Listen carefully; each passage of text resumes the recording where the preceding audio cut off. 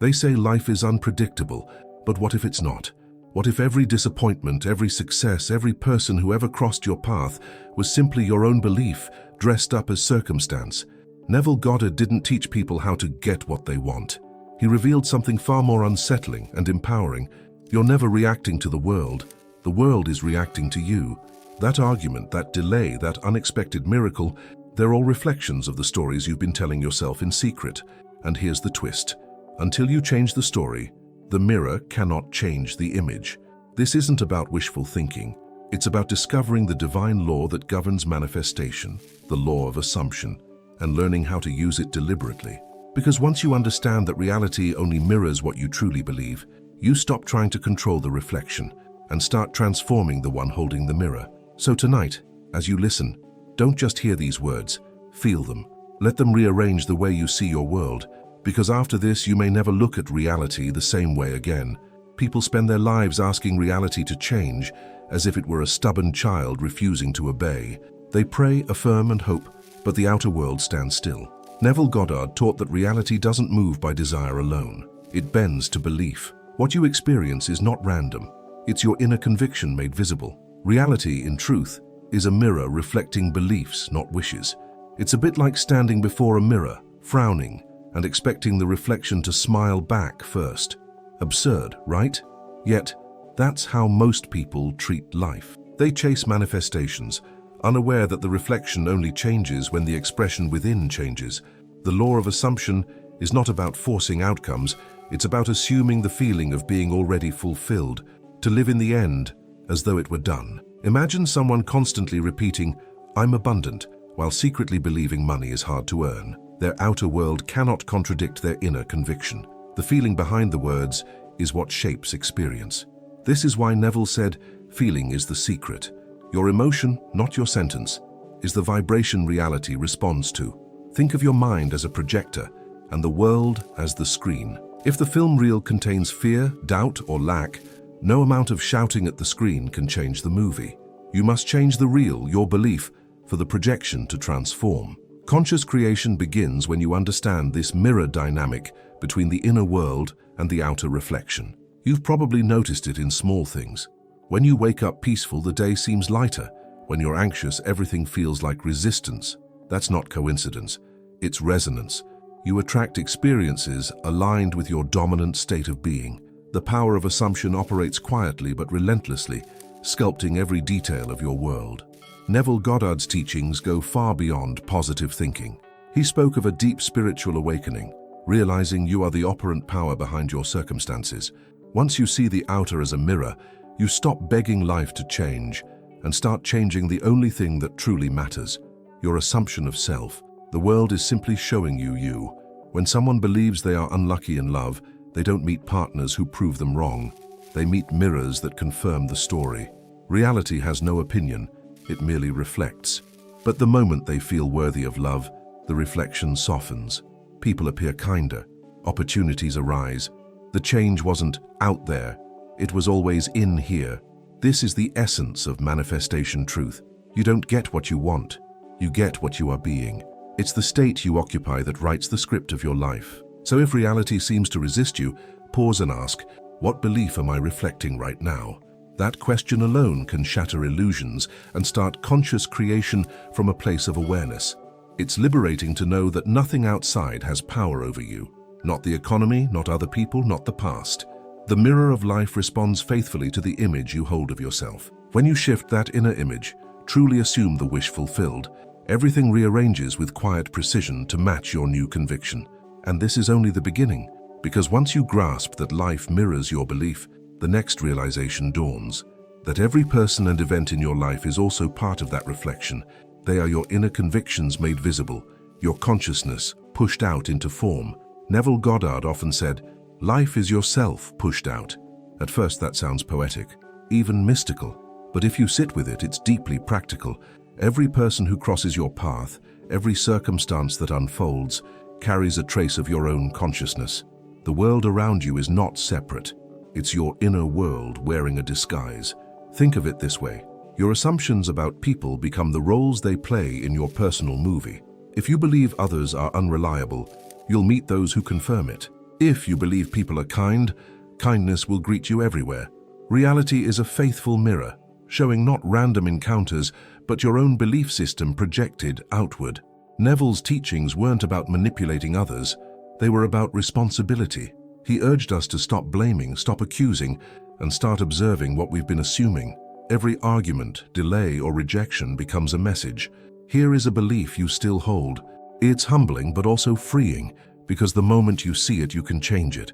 Let's be honest, Dad, it's easier to think life is happening to us. He hurt me. They ignored me. That job didn't work out. Yet the law of assumption says these are reflections of your inner expectations. Conscious creation invites you to pause and ask, what did I assume about myself that called this experience in? It's not punishment, it's feedback. Imagine a woman who constantly feels unseen. She walks through life craving validation, but believing she's invisible. What happens? People overlook her, conversations cut her off, and life confirms her fear. But once she changes her self-concept, begins to feel seen, the mirror adjusts. People notice her, opportunities appear, and everything shifts without her forcing a thing. That's the beauty of Neville Goddard's approach. You don't fix people, you fix perception. When you recognize that others are reflecting beliefs about yourself, I'm not respected, I'm not loved, I'm always overlooked, you stop trying to control behavior and instead work on the inner dialogue that created it. Change that and watch the reflection transform. Neville often used Jesus' words, "Forgive them, for they know not what they do." But in his interpretation, forgiveness wasn't moral, it was metaphysical. Others act in accordance with the state you occupy. They are you in different masks, responding to your own inner tone. When you forgive them, you release yourself from that version of reality. It's like tuning a radio. Each frequency represents a version of you, one full of peace, another filled with conflict. Depending on your inner state, you'll tune in to people and events that resonate with it. That's why spiritual awakening feels like meeting new people in old faces. You've shifted your frequency, and now the same world speaks differently. Once this sinks in, you stop trying to fix the outer world and instead become fascinated by your inner one. Every person becomes a teacher, showing where your beliefs still contradict your desires. The power of assumption gives you the steering wheel. You choose which self to express, and the world mirrors that choice with mathematical precision. And when you start experimenting with this, something miraculous happens. You realize how subtle shifts inside create dramatic changes outside. The mirror becomes responsive, alive, but there's a catch. You can't just change others in thought. You must change your feeling about them. That's where most people stumble. Imagine someone standing in front of a mirror with smudged makeup, trying desperately to wipe the glass clean instead of their own face. That's exactly how most people try to change their reality. They attack circumstances, fight people, rearrange externals, all while the root cause remains untouched within. Neville Goddard called this the great illusion, thinking the outer mirror has power of its own. Reality mirror reflects your state of consciousness. You cannot demand the reflection to smile when your inner self is frowning. It doesn't matter how many affirmations you shout if you still believe you're unlucky, unworthy, or unseen. The belief always precedes the evidence. The feeling is the seed, and the 3D world merely the sprout. This is why so many people say, "I'm doing everything right, but nothing's changing." They're polishing the mirror instead of changing the image it reflects. Conscious creation isn't about controlling appearances. It's about changing the invisible conviction that gives rise to them. Your assumption writes the script, and the world performs it without hesitation. Think about it. When someone believes they're bad with money, they'll sabotage every opportunity unconsciously. Even if abundance shows up, they'll find a way to lose it. Why? Because the inner belief doesn't allow a different outcome. Neville Goddard's teachings reveal that you must change the conviction first. Only then can the evidence rearrange to match. Belief is like the soil beneath a garden. You can plant any seed you wish, but if the soil rejects it, nothing grows. That's why manifestation truth begins not with desire, but with alignment. You can't live in the end while secretly doubting the journey. The law of assumption demands inner congruence. Your thoughts, emotions, and identity must all point toward the same vision. It's tempting to chase external validation, to wait for proof before believing. But life works in reverse. The moment you believe, you give reality permission to show you evidence. It's not cause and effect, it's reflection and resonance. Change your belief, and reality has no choice but to echo it back through people, timing, and circumstances. Neville once told a story about imagining his brother free from military service, even when every fact said it was impossible. He didn't beg reality, he assumed the wish fulfilled. Soon, letters arrived confirming his brother's release. That's the power of assumption, belief that precedes evidence and evidence that obediently follows belief. If you're waiting for results before shifting your faith, you're like someone waiting for the reflection to change before smiling. It doesn't work that way. You must lead. Reality follows. The outer world is late to the party. It's just a delayed echo of your inner broadcast. The moment you grasp that, frustration melts into fascination. That's when creation becomes effortless. You stop forcing and start feeling. You stop chasing and start assuming. You realize that everything visible is an afterthought, a shadow cast by belief. And once belief changes, the shadow has no choice but to dance differently. The mirror cannot resist the image it receives. So if you truly want the world to change, stop fighting the mirror. Close your eyes. Step inward. Adjust the image, the tone, the assumption. Soon you'll open your eyes and see the reflection soften, not by accident but by design. And this brings us to something most people misunderstand about affirmation itself. Affirmations sound powerful, don't they? I am rich, I am loved, I am free. But if deep down you feel poor, rejected, or trapped, those words become nothing more than background noise. The universe isn't fluent in language, it speaks emotion. That's why Neville Goddard emphasized that feeling is the secret. The words only work when they carry conviction. It's like trying to convince a mirror that you're smiling while your face remains blank. The reflection won't buy it. In the same way, if your affirmations come from desperation or doubt, reality mirrors that vibration instead of your sentences. You can repeat "I'm confident" 1,000 times, but if your heart whispers "I'm scared," the whisper wins. Many people misunderstand conscious creation. They think repetition alone will hypnotize the subconscious, but the subconscious isn't fooled by words. It responds to state. When Neville taught the law of assumption, he was pointing to this. Your inner world must feel the truth of the phrase. It's the emotional charge, not the syllables, that imprints reality. Think about someone saying, "I forgive you," with clenched fists. The phrase sounds holy, but the energy screams resentment. The world responds to that energy, not the vocabulary. The 3D mirror reflects the underlying tone of your being. So when you affirm abundance but secretly feel lack, you're affirming lack, just wrapped in different words. Neville used to tell his students, you must assume the feeling of the wish fulfilled. That's the essence of all manifestation truth. When you say, "I am successful," you must dwell in the mood of already being that person. It's not acting, it's remembering. You bring the end into the present until your subconscious accepts it as fact. Try this. Instead of forcing affirmations, pause and notice how each one feels. If it feels tense, adjust it until it feels natural. Don't say, "I'm a millionaire," if your body rejects it. Say, "Money flows to me with more ease each day." Gradually, your nervous system relaxes into belief, and that relaxed conviction is what the mirror reflects back. Neville's students often discovered that a single word, felt deeply, did more than hours of repetition. When emotion and statement align, creation happens effortlessly. When they don't, you're just speaking into static. The law of assumption rewards inner congruence, not verbal endurance. Think of affirmations like tuning forks. If the sound you produce matches your internal vibration, resonance occurs, reality hums in harmony. But if the note is off, nothing happens except fatigue. That's why many give up, saying it didn't work. The truth? It worked perfectly. It reflected your actual feeling, not your hopeful phrase. So the next time you affirm, close your eyes and feel what those words would mean if they were already true.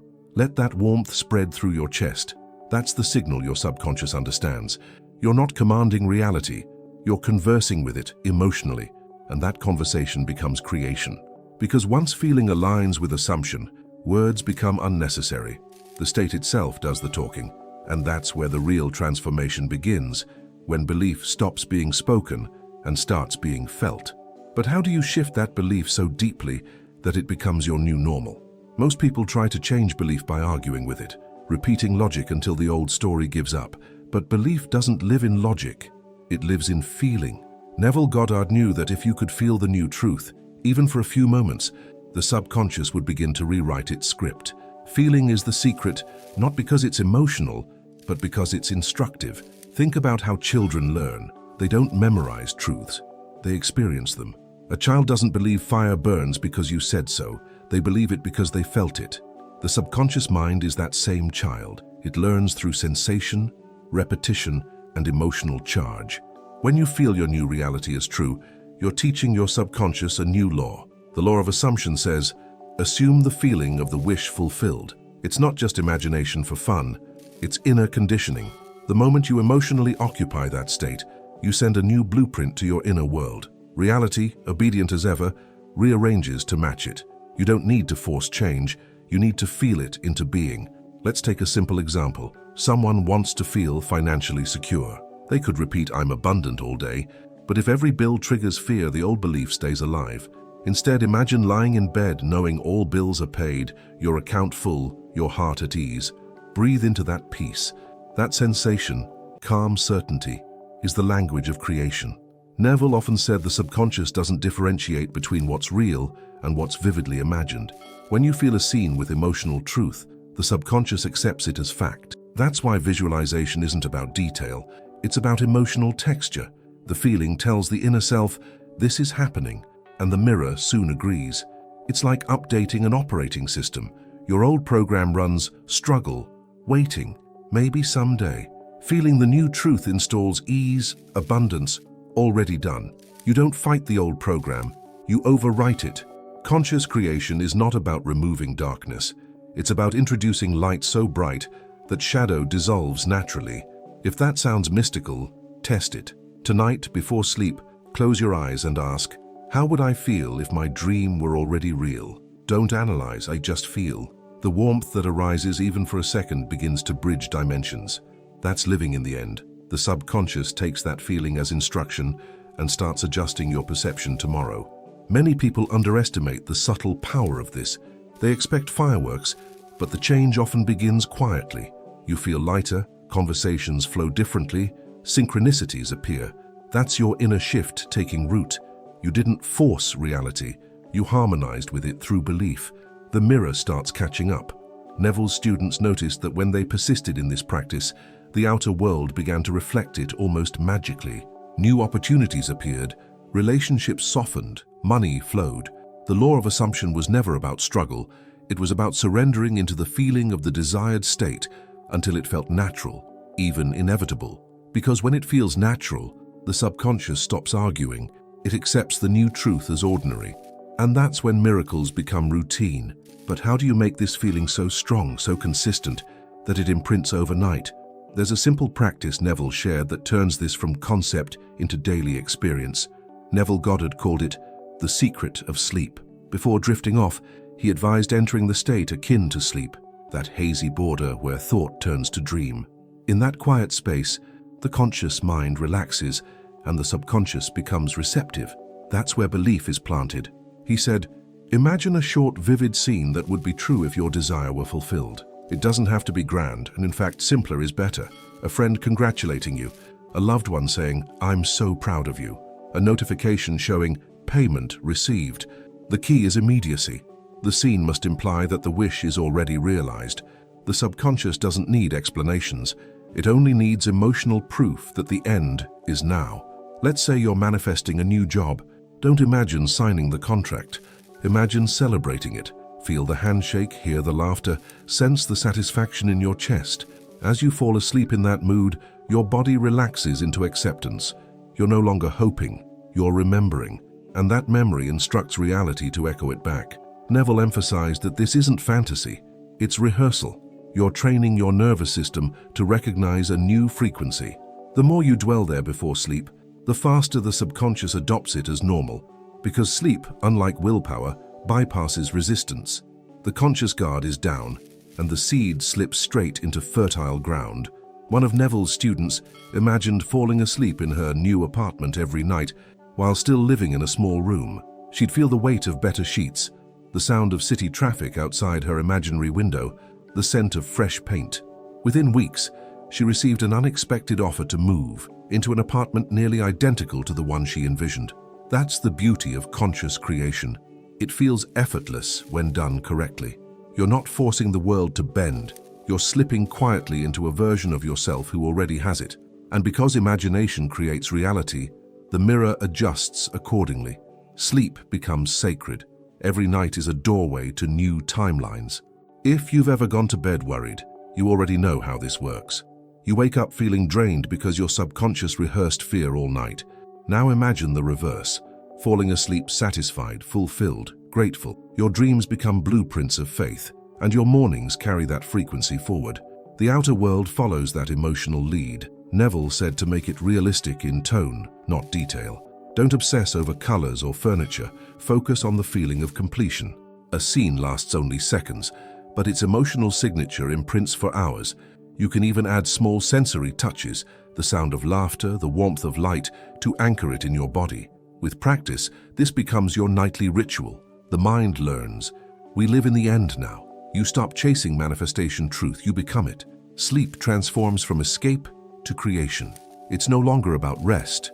It's rehearsal for a new identity. The more natural it feels, the faster the reflection shifts. And when you wake to the same old reality at first, don't worry. That's just yesterday's reflection still fading out. What matters is that your inner film has changed. Soon, the screen will follow. But what happens when those old, stubborn patterns try to reappear, pulling you back to doubt? It's the moment that tests everyone. You've been practicing, feeling the wish fulfilled, and suddenly, bam, an old fear shows up. The bill arrives. The person ghosts you. The opportunity falls through. Instantly, doubt whispers, "See, it's not working." But Neville Goddard would smile and remind you that's just the echo of an old state. Reality's mirror has a little lag. Think of it like a train braking at full speed.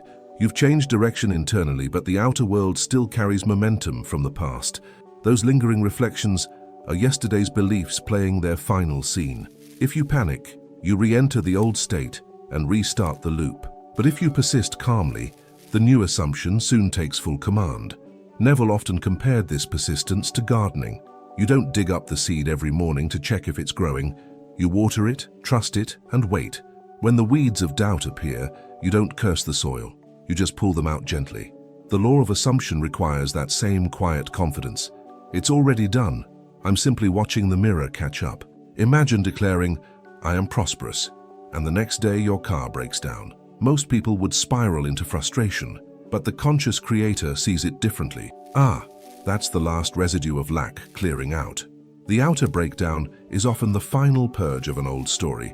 You're not being punished. You're being cleansed of contradiction. Persistence isn't force. It's faith in motion.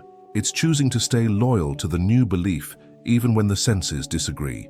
Neville called this living in the end. You refuse to argue with appearances because you know they're delayed photographs of your old self. You've already taken a new picture. Soon, the film will develop. Here's a personal analogy many relate to. Ever updated your phone and noticed it still looks the same until you restart it? That's how consciousness works. You've installed the new assumption, but the system needs a reboot. Time, rest, repetition. Once the restart happens, the new settings reveal themselves perfectly. So when life feels contradictory, remind yourself, this is just data from a previous belief. That phrase alone breaks emotional attachment. The power of assumption demands patience, not perfection. You're not failing. You're witnessing the timeline transition. Old vibrations fade as new ones stabilize through feeling. Neville's students who mastered this found peace even in delay. They stopped checking for results and started celebrating alignment. Every test became proof that something deeper was reordering beneath the surface. They understood that the mirror updates not by panic, but by persistence, steady, quiet, unwavering conviction. In those moments, it helps to recall that reality always reflects belief, not effort. You don't chase outcomes. You embody certainty. Keep feeling what it's like to already have it. Keep sleeping in that scene. Keep trusting your imagination over evidence. Eventually, even the slowest reflections surrender to the new image. And when they finally do, when the outer world begins to mirror your new assumption, something subtle but extraordinary happens. Life starts to respond instantly. Signs appear. Synchronicities multiply, and reality begins to feel fluid, almost alive. That's how you know your beliefs are shifting. One morning you wake up and realize something's changed, not in the world, but in you. The usual worries don't sting as much. That person who used to trigger you suddenly feels neutral, Bills arrive, yet panic doesn't. That's how belief shifts announce themselves, quietly, subtly, like dawn slipping through curtains. Neville Goddard called it the soft evidence of transformation. You'll notice familiar problems simply stop showing up. The co-worker who used to irritate you transfers departments. The friend who always borrowed money now pays it back. It feels almost accidental, but it's not. The mirror of life has adjusted to your new inner tone. You've stopped broadcasting lack or conflict, so those frequencies fade from your experience. Sometimes the proof shows up in people's faces. Someone who once dismissed you now listens with respect. A loved one becomes affectionate out of nowhere. Why? Because reality mirrors your new assumption of self. When you start feeling valued within, others receive that energetic memo. The outer world is simply catching up to your inner upgrade. Neville's students often said the first sign of progress wasn't money, success, or love. It was peace. They describe feeling lighter, freer, even playful about things that once felt heavy. That's the surest indicator that belief has changed. The subconscious finally agrees with your conscious desire, and the war within is over. You may also notice synchronicities, numbers repeating, opportunities aligning, conversations flowing as if scripted. Those are reflections of coherence. The law of assumption works smoothly when resistance is gone. Life becomes less about effort and more about rhythm. The dance between thought and reality turns graceful. It's like changing music mid-song. The old rhythm of fear and struggle begins to fade, replaced by a calm tempo of trust. The melody of your days softens. You're no longer reacting to life, you're composing it. That's what Neville meant when he said the feeling of the wish fulfilled becomes natural. You stop performing it, you live it. Even challenges begin to look different.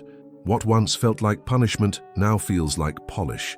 Life refining your new self-concept. The mirror is cooperating, helping you strengthen belief through experience. You start thanking what you used to resist. That shift from "why me" to "thank you" is spiritual awakening in motion. Relationships evolve too. People who no longer match your frequency drift away, sometimes gently, sometimes abruptly. Don't chase them. Their exit is space being made for new reflections, ones aligned with your higher assumption. Neville often said, "You can't take the old man into the new state. Let the old reflections dissolve with grace." You might also feel time behaving strangely.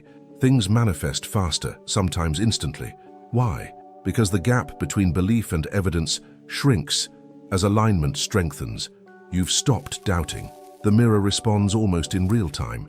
You think, you feel, and the world nods. Conscious creation starts feeling like co-creation.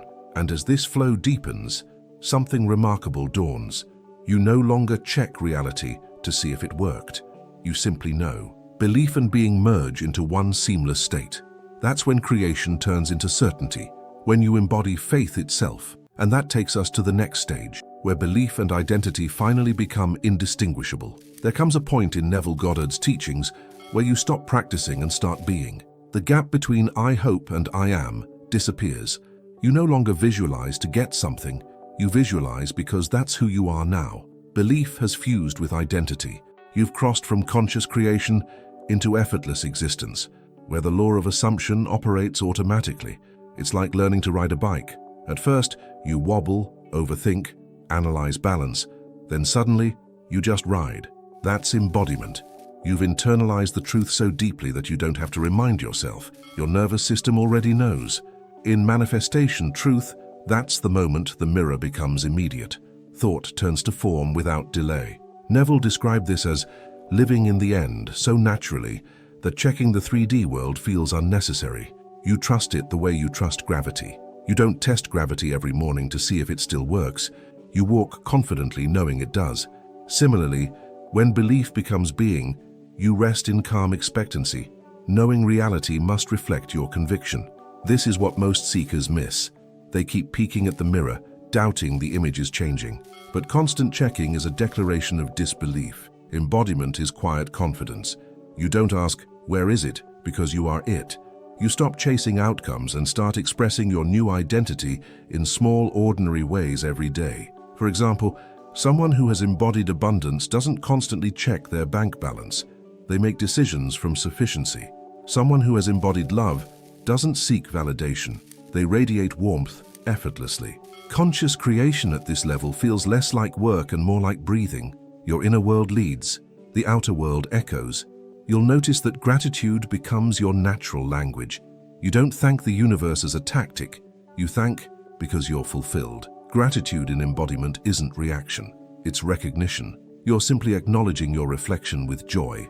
The mirror shines brighter because you've stopped doubting its loyalty. This state of being is the true spiritual awakening Neville hinted at, realizing you and God are not separate. The Creator and creation are one. Your imagination isn't a tool you use, it's your divine nature expressing itself through you. Once that clicks, life stops being a negotiation and becomes a dance of awareness. You start to notice that your reactions shrink. Things that once triggered fear now spark curiosity. You interpret everything as alignment, even the unexpected. This is mastery, responding from certainty instead of survival. The power of assumption becomes second nature. It's no longer something you practice, it's something you are.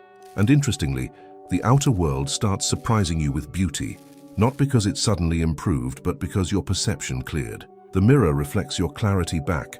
People smile more, solutions appear faster, synchronicities multiply. You begin to live in what Neville called a world of fulfilled desires, even before new ones arise. And then inevitably the understanding deepens one final step, that reality never lies. It only mirrors. Whatever shows up now, you recognize it not as judgment but as feedback. You stop fearing reflection and start sculpting it deliberately, with love, trust, and certainty. At the end of all of Neville Goddard's teachings, everything comes back to one simple truth. Reality never lies. It doesn't flatter, it doesn't punish, it reflects. The outer world is a perfect instrument of honesty, showing you exactly what you believe about yourself. If life feels chaotic, it's not betraying you, it's revealing your assumptions in motion. That can feel confronting at first. After all, who wants to admit that every limitation, every repeated disappointment was rooted in belief? But once the sting passes, liberation begins. Because if reality mirrors your convictions, then nothing is fixed. Change the conviction and the reflection must follow. That's the law of assumption in action. Simple, impartial, divine. You see, manifestation truth isn't about manipulating the world. It's about transforming perception. When you believe deliberately, you take authorship of your story. You stop being a character reacting to events and become the writer who shapes them. The mirror isn't your enemy. It's your feedback tool, loyal, responsive, and painfully accurate. Neville used to say, "Dare to believe in the reality of your assumption." That word, dare, carries the essence of creation. It means believing before proof, trusting the unseen, feeling the truth while the world still denies it. That's real faith. And sooner or later, life has to bow to it. Reality always confirms what you persistently assume. You've probably seen this in your own life. When you believe something fully, whether fear or faith, evidence appeared. You thought you'd fail and obstacles multiplied. You believed you'd succeed and doors opened. Reality doesn't choose sides. It amplifies your tone. You are the tuning fork. The mirror hums your frequency. The beauty of this realization is that it ends blame entirely. There's no one to resent, nothing to fix externally. The power returns home, to your imagination, your awareness, your assumption. That's where God lives, Neville said, within you. Once you accept that truth, every reflection becomes sacred guidance pointing you inward. When you truly grasp this, life becomes a game of conscious calibration. You notice your mood and say, that's the energy I'm projecting. You adjust gently, knowing the world will echo back in kind. No panic, no struggle, just observation and correction. Like an artist refining a masterpiece, creation becomes intimate, graceful, alive. And here's the paradox.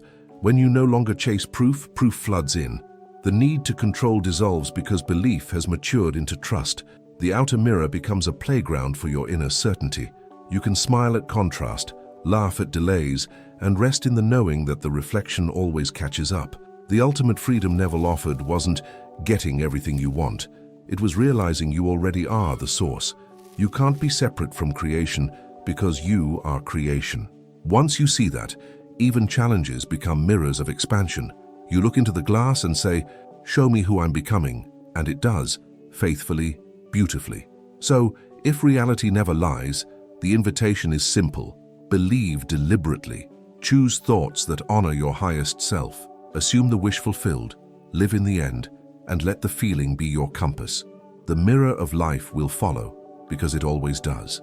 If everything you've seen, heard, and felt today was your own consciousness reflected back to you, what would you choose to believe tomorrow? Would you keep reacting to the same old reflection, or finally step into the version of yourself who knows that imagination creates reality? Neville Goddard's teachings weren't about effort, they were about awareness. The moment you become aware of what you're assuming, you become free to assume something new. So tonight, before you sleep, dare to believe deliberately. Assume the wish fulfilled, feel it real, and when doubts appear, remember, they're just yesterday's reflection fading away, because life never lies. It's always showing you, you. If this message spoke to your heart, subscribe to the channel, turn on notifications, and keep exploring how your inner world shapes the outer one. Each video here is a doorway to deeper understanding, a mirror helping you remember who you really are.